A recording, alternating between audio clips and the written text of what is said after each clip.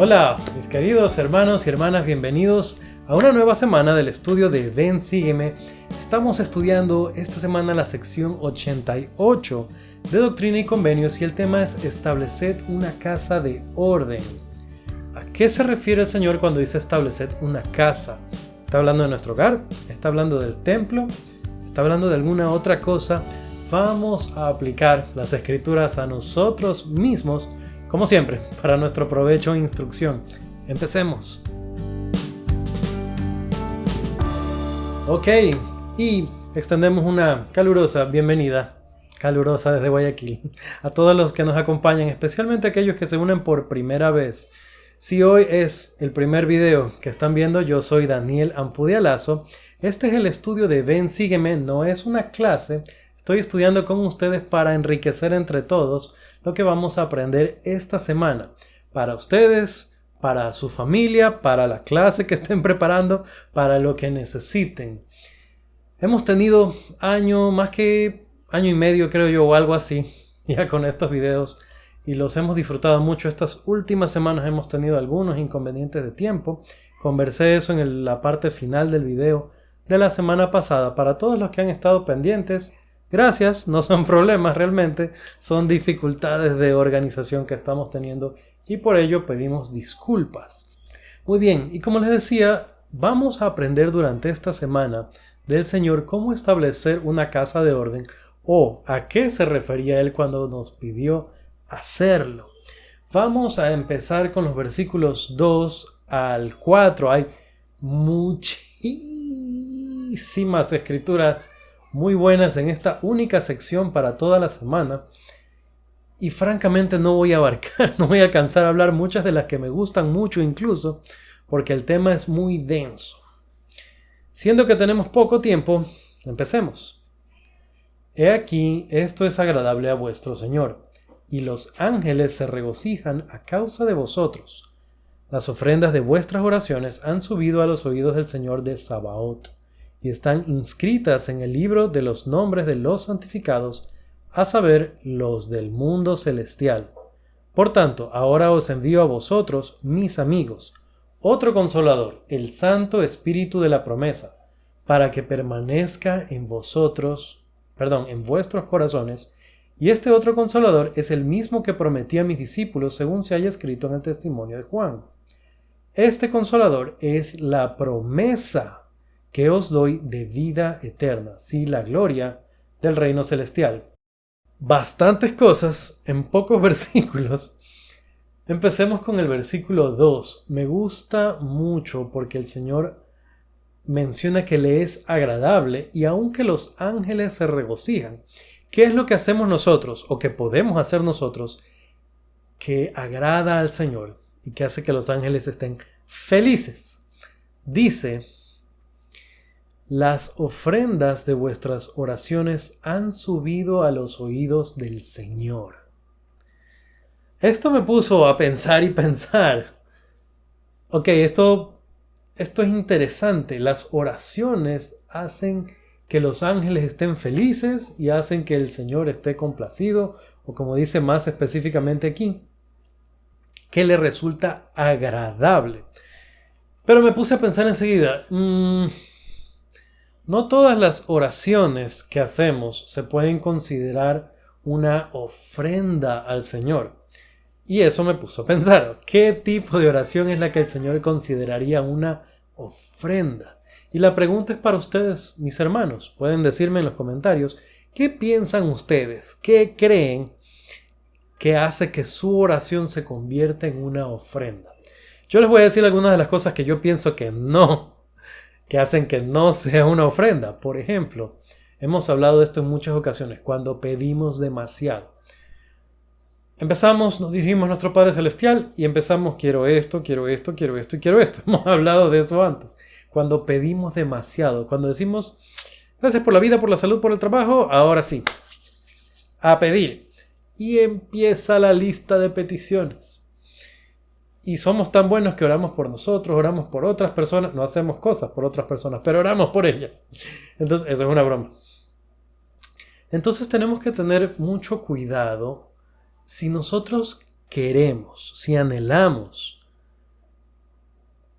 que los ángeles sonrían al percibir nuestros pensamientos, que el Señor reciba una ofrenda y que la encuentre agradable, que hagamos un cambio en la manera en la que estamos orando. En semanas recientes hablamos acerca de ser agradecidos, de demostrar gratitud.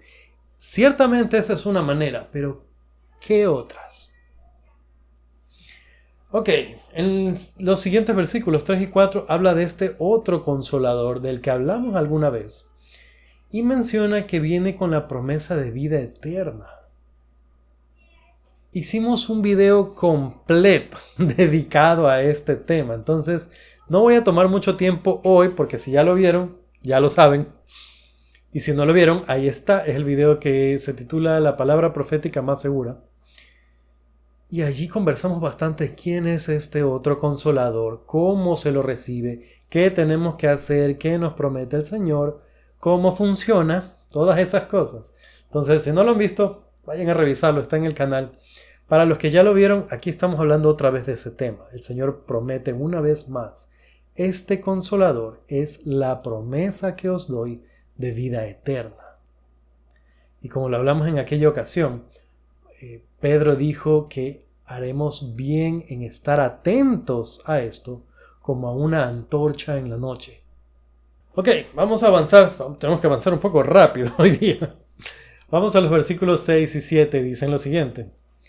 Quien ascendió a lo alto como también descendió debajo de todo, por lo que comprendió todas las cosas, a fin de que estuviese en todas las cosas y a través de todas las cosas la luz de la verdad, la cual verdad brilla. Esta es la luz de Cristo, como también Él está en el sol, y es la luz del sol y el poder por el cual fue hecho.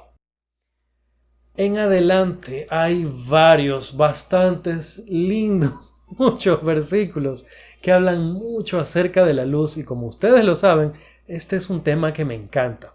Tengo que ser muy selectivo con lo que les cuento hoy y con los versículos porque como les dije el tema es largo, pero les recomendaría que en casa cuando lean esto se dediquen bastante a subrayar, a conversar. Cada vez que se menciona la luz, el manual del estudio individual y familiar de Ben Sigue me sugiere que contemos las ocasiones, las veces que se menciona la luz en esta sección.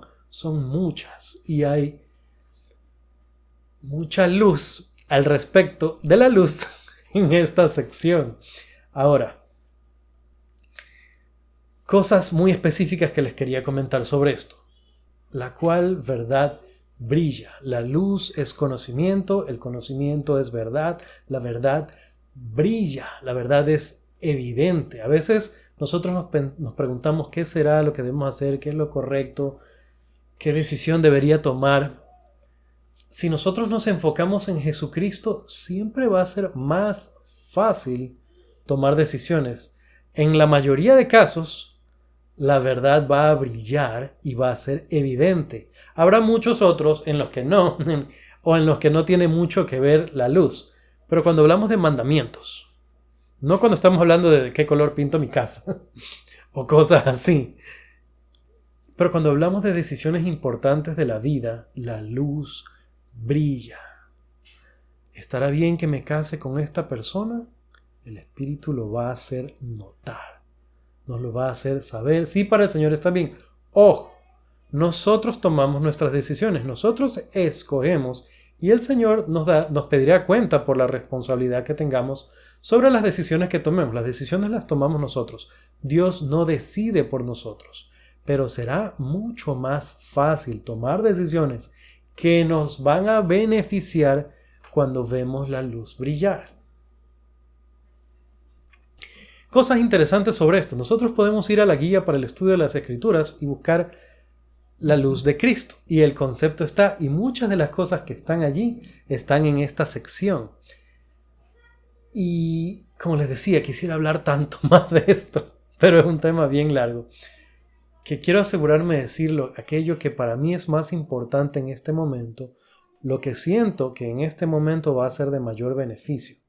Con mi esposa leíamos, creo que al iniciar la pandemia, hace poco más de un año, un manual que es de la iglesia, que es una guía para padres. Y cuando estábamos leyendo, nos llamó mucho la atención, particularmente a mí, que había una cita del presidente Hinckley en la que él hablaba que nuestros niños tienen derechos. Y no estamos hablando de las convenciones de Viena o cosas de los derechos humanos, estamos hablando de la opinión del profeta del Señor de un tiempo. ¿Okay? El presidente Hinckley fue el profeta de Dios por algunos años. Entonces, algo que él dijo, lo que él menciona, y voy a parafrasear porque no lo recuerdo así al pie de la letra. Él dijo que nuestros niños tienen derecho a padres que les aman. Tienen derecho a tener un papá y una mamá que les ama. Tienen derecho a jugar.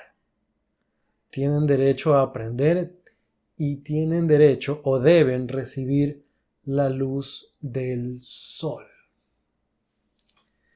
Cuando yo leí eso, todas me resultaron lógicas hasta que llegué a la luz del sol y pensé, las escrituras hablan que la luz de Cristo, como lo dice aquí, como también Él está en el sol y es la luz del sol, el poder por el cual fue hecho.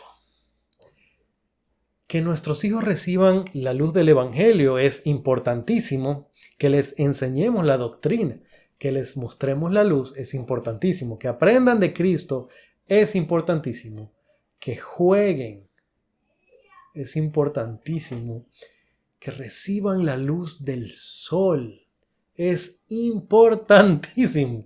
Yo recuerdo que por esa época, como les dije, al principio de la pandemia, cuando encerraron a todos, sacábamos a mis hijos al patio de la casa a recibir sol literalmente porque no podían salir como siempre a la escuela, a jugar con compañeritos y eso. Así que salíamos, no solo ellos, mi esposa y yo también, salíamos a recibir sol afuera de la casa, al patio interno de la casa. Los bebés los sacamos, los ponemos cerca de la ventana para que reciban sol. Necesitamos, y para Dios todas las cosas son espirituales, necesitamos la luz del sol. Continuando un poco con este tema, versículos 9, 10, 11 dicen, como también la luz de las estrellas y el poder por el cual fueron hechas, y la tierra también y el poder de ella, sí, la tierra sobre la cual estáis. Y la luz que brilla, que os alumbra, viene por medio de aquel que ilumina vuestros ojos, y es la misma luz que vivifica vuestro entendimiento. Aquí se relaciona ya con el sacerdocio. Fíjense que habla de poder y lo relaciona con la luz. Tener conocimiento y aplicarlo correctamente nos da poder. Y es una manifestación del poder de Dios. Estamos hablando tanto de la luz del sol como la verdad del sacerdocio restaurado, que es el poder de Dios, que también lo hablamos recién, como el conocimiento, que es luz. Fíjense que el versículo 11, me encantó el versículo 11, dice, la luz que brilla, que os alumbra. Y dice que ilumina nuestros ojos y que vivifica nuestro entendimiento. Mientras más aprenda yo, más voy a entender. Y esta luz no solamente aclara las cosas, sino que ilumina. Y me hace pensar tanto como cuando uno entra en un cuarto oscuro y está abriendo los ojos lo más posible y no ve nada. Pero prendemos la luz y ahora vemos todo. O cuando nos agachamos a ver alguna cosa debajo de la cama, un huequito detrás de algo, mandamos luz. Y entonces uno es, ahora sí, ahora puedo ver. Y la vida es así, las decisiones que tomamos son así. Nosotros podemos observar mejor a la luz de la verdad, a la luz del evangelio, a la luz del conocimiento. Y para Dios todas las cosas son espirituales. Cuando esto, creo que ya se lo he mencionado, se lo aprendí a mi presidente de misión, cuando hay alguien que no hace lo que debe, es porque hay algo que no entiende. ¿Cómo yo puedo ayudarle a alguien a hacer lo correcto? Le presento la luz, le doy conocimiento y una vez que entiende, entonces puede tomar una mejor decisión. Y nosotros, si hay algo que nos cuesta, algo que se nos hace difícil, estudiemos acerca de eso. Y a medida que vayamos aprendiendo, a medida que vayamos entendiendo, entonces también nuestro comportamiento irá cambiando. Y tendremos la oportunidad de tomar mejores decisiones, que era algo que hablamos hace un momento. Continuamos. 15 y 16 y es un concepto que quería aprovechar para enseñar. Dice, y el espíritu y el cuerpo son el alma del hombre, y la resurrección de los muertos es la redención del alma. Hemos escuchado en muchas ocasiones el cuerpo y el espíritu.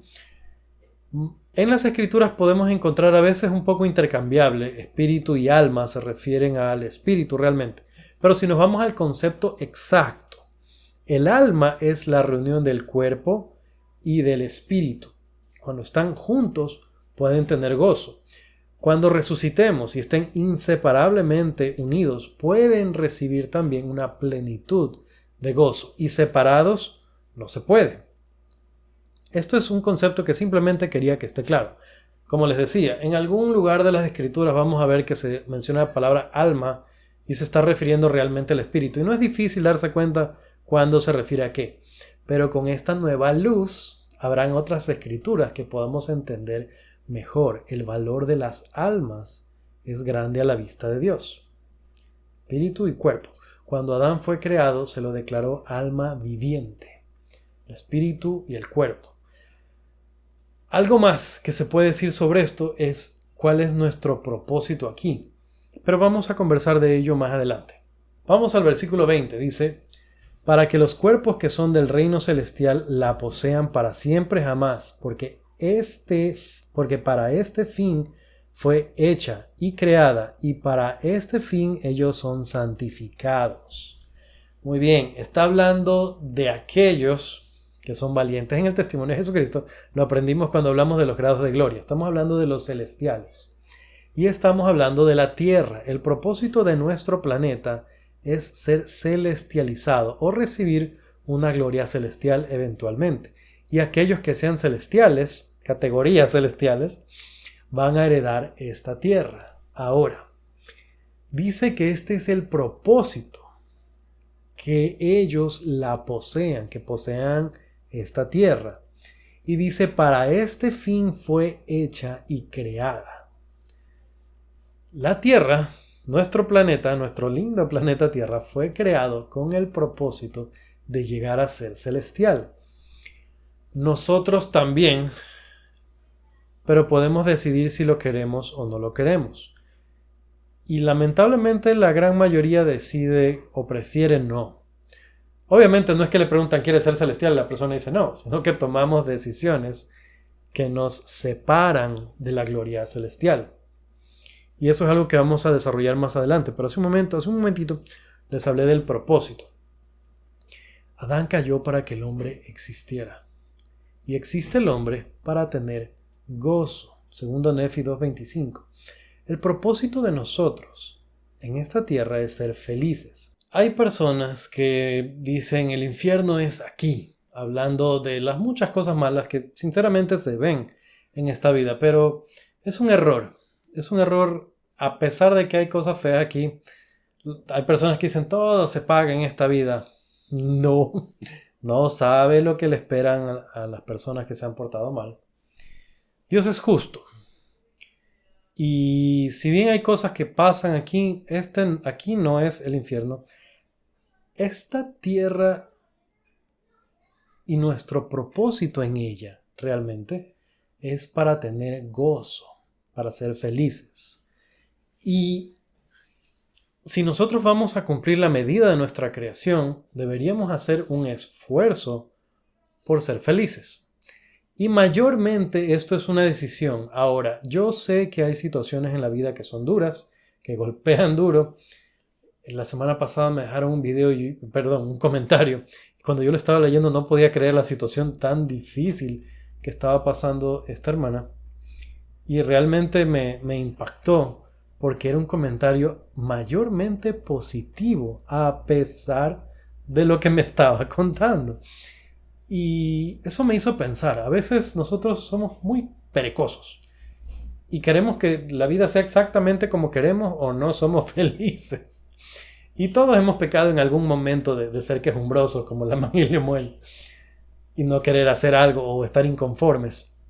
Pero tenemos una responsabilidad hacia Dios y hacia nosotros mismos de cumplir con la medida de nuestra creación, de procurar tener gozo a pesar de las circunstancias, a pesar de las situaciones que van a haber, que van a pasar.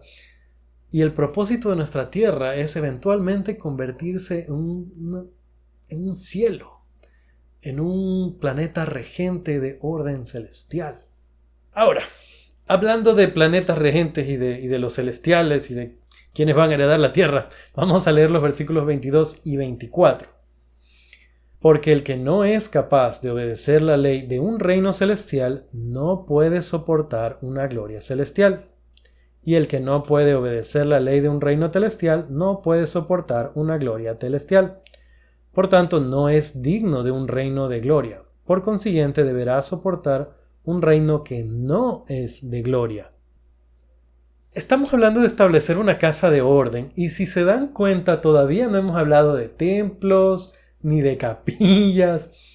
El Señor nos está hablando del orden que debemos ser nosotros. A mí me gustó mucho que la semana pasada, cuando yo hablé de permanecer en lugares santos, muchos de los comentarios fue: hermano, nuestro cuerpo tiene que ser un templo. Y me complace mucho leer muchos de esos comentarios que decían la misma cosa. El cuerpo es un templo. Nosotros debemos ser un lugar santo. Y es así. Fíjense en lo que dice aquí el Señor. Hay orden. Hay organización. Y esto de establecer una casa de orden empieza obviamente por mi hogar, por mi casa. Y una casa de orden podríamos hablar de que esté literalmente en orden. Algunos somos un poquito más desordenados que otros. Pero tenemos que poner atención en poner nuestra vida en orden, literalmente nuestra casa y nuestras cosas en orden, que las cosas se hagan en orden en la iglesia, que sigamos el orden del templo, los convenios que ahí hicimos. Estamos hablando de varios de esos puntos, si se dan cuenta, con la conversación que hemos tenido. Ahora, aquí, en estos versículos, no leemos el 23, es lo mismo que el 22, hablan de celestial, terrestre y celestial, y el Señor dice lo mismo. Las personas van a ir de acuerdo a la ley que pueden soportar o tolerar. Entonces, si una persona tolera máximo una ley celestial, entonces va a vivir en un reino de gloria celestial. Y lo mismo para los terrestres y lo mismo para los celestiales. Ahora, ¿qué significa esto de ser capaz de obedecer una ley celestial? La respuesta está en los convenios que hacemos en el templo. Ahora piensen, si ya han hecho sus convenios en el templo, piensen, a ver, ¿qué dije yo en el templo que iba a hacer? Y piensen, hice convenios de esto, de esto, de... Y si somos casados, bueno, tenemos ahí otros convenios adicionales que hicimos en el templo. Y si no somos casados, deberíamos hacer esos convenios en el templo. Allí está la ley de la que están hablando aquí. El que no es capaz de obedecer una ley de un reino celestial no puede acceder a ese reino. Entonces, ¿cómo sé yo que yo puedo llegar al reino celestial finalmente? Fácil. Porque puedo, porque soy capaz de vivir una ley celestial. Y bueno, como les dije, no les voy a decir exactamente qué compromisos hicimos en el templo, qué promesas hicimos, aunque algunos de ellos están en el manual Investidos de lo Alto.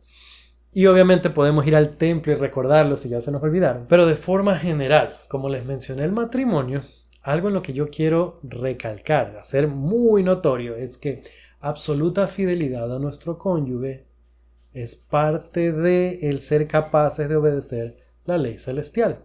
Ok, y ustedes saben que hay varias otras cosas. Como les dije, podemos ir al templo para refrescar ese conocimiento, repasarlo en el manual de Investidos de lo Alto y otras maneras, poner a trabajar la cabecita. Tener particular interés en el momento que estamos en el templo de escuchar y escuchar con atención qué estoy prometiendo y qué me promete el Señor.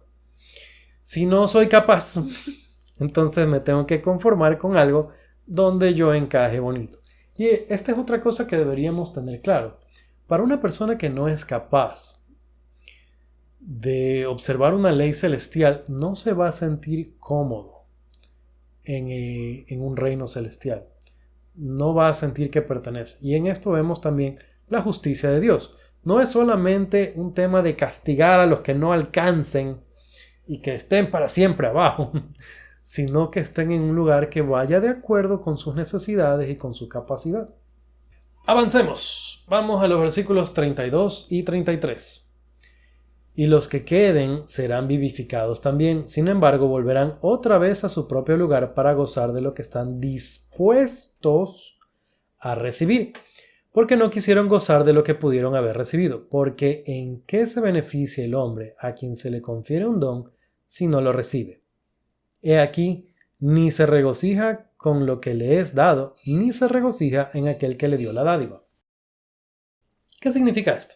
Un ejemplo sencillo es que se le regala un juguete a un niño, el niño lo ve, lo deja por ahí y se va corriendo y no lo usa. Y nos pasa, ¿no es cierto? Pasa que le damos algo con mucho cariño a alguien y no le hace caso. Quedó por ahí. ¿Cómo se sentirá nuestro Padre Celestial?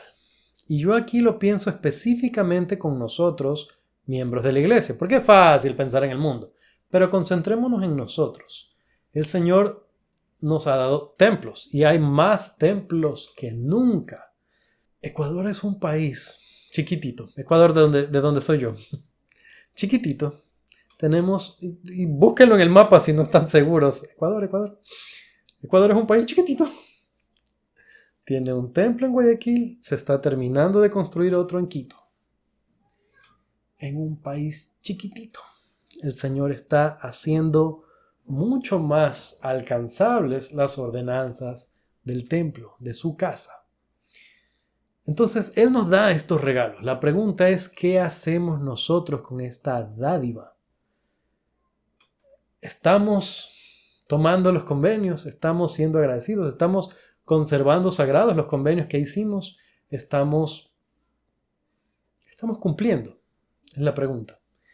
Y aquí habla de la disposición a recibir y habla de los que no quisieron gozar. Yo les mencioné hace un momento que estamos aquí con el propósito de tener gozo. Si yo me enfoco en las cosas malas, si no hago caso de los convenios que hice con Dios, si no cumplo con las ordenanzas, estoy efectivamente decidiendo que no quiero tener gozo. Le estoy diciendo al Señor que no estoy dispuesto a recibirle. Pasemos al 35. Dice, aquello que traspasa una ley y no se rige por la ley, antes procura hacer una ley a sí mismo y dispone permanecer en el pecado, del todo permanece en el pecado. No puede ser santificado por la ley, ni por la misericordia, ni por la justicia, ni por el juicio. Por tanto, tendrá que permanecer sucio aún. Esta es la condena del Señor para aquellos que no se rigen a la ley. Estamos hablando de una ley celestial. Dice, fíjense cómo lo describe, cómo describe a este tipo de persona. Dice que procura hacer una ley a sí mismo. Y yo pienso que podemos pensar en momentos de nuestra vida en los que nosotros no queremos hacer lo que se nos dice, sino lo que yo quiero, en las que yo me impongo con mi propia ley. Y ojo, no estoy hablando de las leyes del país o de alguna autoridad, maestro, profesor, no sé, no estoy hablando de situaciones de ese tipo, estoy hablando de la ley celestial.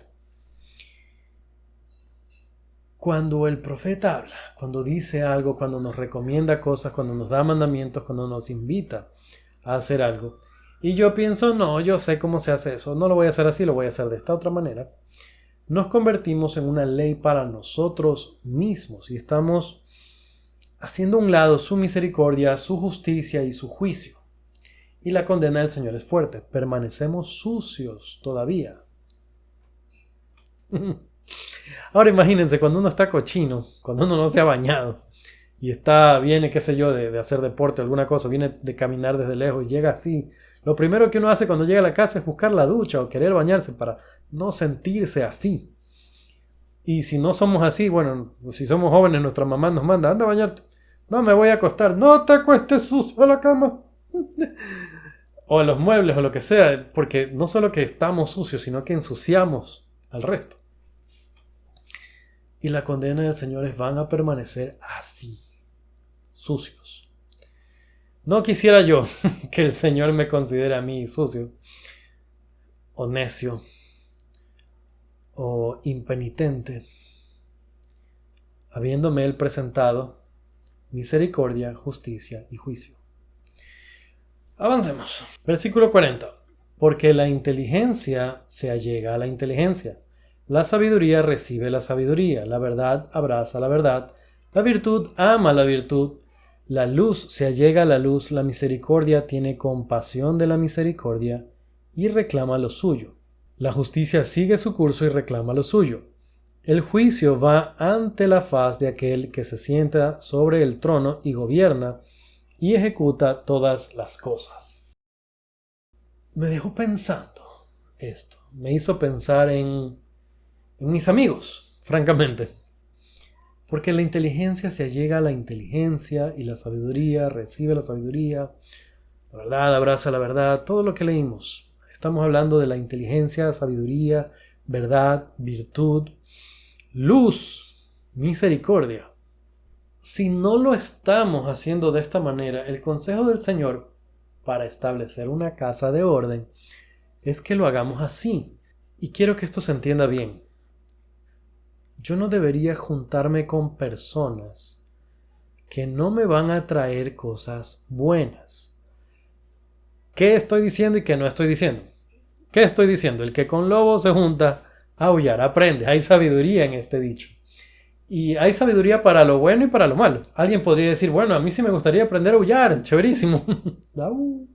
Entonces, ¿qué tengo que hacer para aprender a aullar? Ir con los lobos. Si yo quiero gente que me ayude a ser inteligente, sabio, misericordioso, eso es lo que yo debería buscar y es a donde naturalmente voy a ir.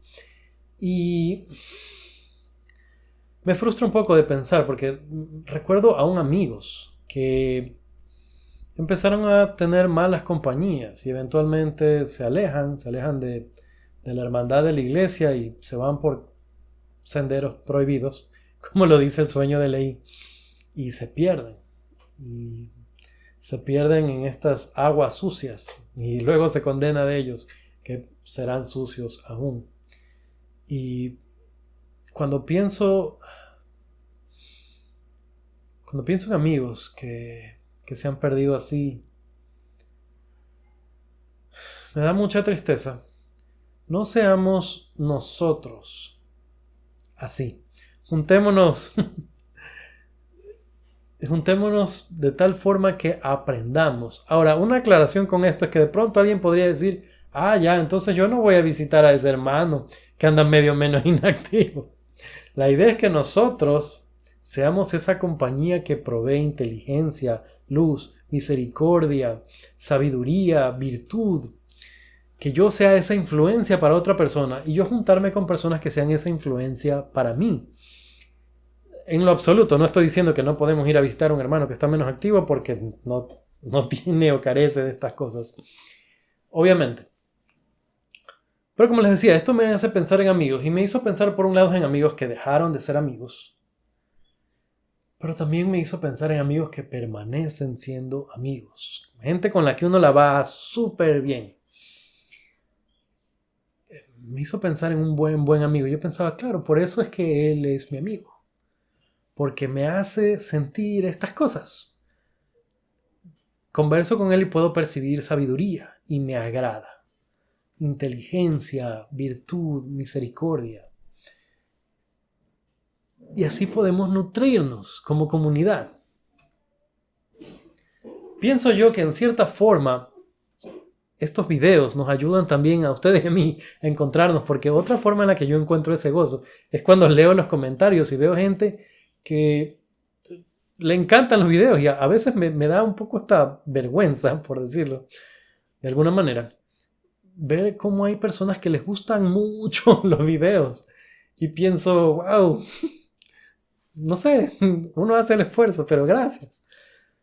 Pero me doy cuenta que es esto, que tenemos buenos deseos, nos encontramos a través de la tecnología y esto nos llena, nos hace tener más sabiduría, más misericordia, más luz, más virtud. Ok, pasemos a los versículos 47 al 49, que dicen: He aquí, todos estos son reinos, y el hombre que ha visto a cualquiera o al menor de ellos ha visto a Dios obrando en su majestad y poder. Os digo que lo ha visto, sin embargo, aquel que vino a los suyos no fue comprendido. La luz en las tinieblas resplandece, y las tinieblas no la comprenden. No obstante, el día vendrá en que comprenderéis aún a Dios, siendo vivificados en Él y por Él. Estos versículos me dejaron pensando, y como les dije, hay muchos versículos aquí. Y creo yo que tendría que estudiarlos bastante más porque hay más cosas ahí. Pero brevemente, una idea que se me vino leyendo y estudiando es que cuando nosotros hacemos lo correcto, siempre habrá influencias del mundo que no entiendan por qué lo hacemos, aunque no les gusta y aunque nos recomiendan no hacerlo. Por ejemplo, ir a la misión. Cuando un muchacho se va a la misión, los amigos no comprenden la luz, los amigos del mundo. La gente no comprende la luz y, como dice aquí, la luz en las tinieblas resplandece y las tinieblas no la comprenden. Pero va a llegar el día en que entiendan. Esto no lo digo como para machacar a la gente que no es de la iglesia, sino un poco para tranquilizarnos nosotros. Vamos a calmarnos. Tranquilizarnos nosotros un poco pensando en no lo van a entender y no va a pasar nada si no lo entienden. Nosotros seguimos. La gente no entiende por qué no tomamos café. No necesitamos explicarlo gran cosa. Dios nos mandó. Nosotros creemos que Dios dijo que no. Así que no lo hacemos. No hace falta explicar ciencia y estudios y cosas porque esas no son las razones por las que no tomamos café. No tomamos café porque Dios dijo que no lo hagamos. Y entonces va a haber muchas cosas también. La gente no entiende. ¿Y ustedes por qué no toman vino? Y nos van a decir, pero si Jesús tomó vino y cosas así. Y nosotros, no importa que no lo entiendan. En este momento no lo entienden. Lo van a entender en algún momento. No importa. Pasemos a los versículos 63 al 65. Allegaos a mí, y yo me allegaré a vosotros. Buscadme diligentemente, y me hallaréis. Pedid y recibiréis, llamad y se os abrirá. Cualquier cosa que le pidáis al Padre en mi nombre, os será dada, si es para vuestro bien. Y si pedís algo que no os conviene, se tornará para vuestra condenación. Estos versículos me pusieron a pensar también. Muchos de los versículos de la asignación de esta semana me han dejado pensando. Hace un momento hablamos de la inteligencia, se allega la inteligencia, sabiduría con sabiduría, misericordia con misericordia. Fíjense en esto, allegaos a mí y yo me allegaré a vosotros. ¿Cómo nos allegamos a Él? Lo vimos en los versículos anteriores. Él es luz. Él es misericordia, Él es sabiduría. ¿Cómo nosotros nos acercamos a Él? Procurando inteligencia, sabiduría, misericordia, virtud, todas las cosas que estábamos mencionando. Si yo procuro estas cosas, yo me acerco a Él. Y ojo, no es nunca el caso que Él se aleja de mí. Siempre es el caso que nosotros nos separamos de Él y de su influencia. Él no nos bota, Él no se va, no se aleja, Él está ahí con los brazos extendidos. Pero nosotros nos vamos, nosotros nos alejamos. Y algo interesante, aquí está, esto me recordó la ley de la atracción. Pidan, busquen, aquí estoy, díganme qué quieren. Si es para su bien, entonces yo se los doy. Pidan. Pero mucho cuidado con lo que piden, porque si pedimos lo que no nos conviene, se va a tornar para nuestra condenación. Ojo que no dice no les voy a dar. Dice cuando piden lo que no les conviene, se va a volver para su condenación. Y esto me puso a pensar porque es una ley de la vida realmente. Si yo sueño con algo, si lo quiero, si estoy que lo pienso, busco la manera, eventualmente lo voy a tener, porque lo quiero. Fíjense cómo tenemos ejemplo de esto por todos lados. Dios podría decir aún que nos consiente en muchos aspectos de la vida. Ahora, si yo quiero algo que no es correcto, es como dice aquí, si pedís algo que no os conviene, se tornará para vuestra condenación. Va a haber personas que su anhelo, su deseo, serán cosas pecaminosas, serán cosas que no están bien y por estar atrás de esas cosas las van a conseguir. Las van a conseguir y va a ser en su contra, va a ser no un beneficio, no una bendición, sino para su condenación. Si alguien está, por ejemplo, obsesionado de mala forma con el dinero, va a estar dispuesto a hacer cosas malas para obtener dinero. Y se va a tornar para su condenación. Y podemos decir lo mismo con la ley de castidad. Si alguien anhela ciertas cosas, ciertas prácticas, las va a conseguir eventualmente a costa de su condenación. Ese va a ser el precio. Y así con muchas cosas. Eso me hizo pensar y recordar, es muy seguido que me acuerdo yo de esto. Ahí donde está su tesoro, ahí estará su corazón. Lo podemos usar al revés también. Ahí donde está su corazón, ese es su tesoro. Eso es lo que quiere, eso es lo que le agrada, eso es lo que busca, eso es lo que va a conseguir. Y la pregunta es, ¿qué queremos realmente? ¿Qué anhelamos? ¿Dónde está nuestro corazón? ¿Qué cosas queremos? Y no estoy hablando solamente de lo que le pedimos a Dios en oración, sino realmente, ¿qué queremos? Y la siguiente pregunta es, ¿a dónde nos va a llevar esto? ¿Va a llevarnos a llegarnos más a nuestro Padre Celestial o se tornará en nuestra condenación? Muy bien, mis queridos hermanos y hermanas, hemos abarcado hasta el versículo 65, hemos leído solo uno que otro, hay tanto que no he podido hablar con ustedes. No dejen de estudiar en casa, no dejen de leer todos esos versículos, analizarlos en casa, con familia, ustedes, pensarlos aquí y allá, pensar cómo se pueden relacionar a nuestra vida, qué parte es la que el Señor más me está diciendo a mí, conmigo. Será hasta la próxima. Nos vemos pronto. Chao.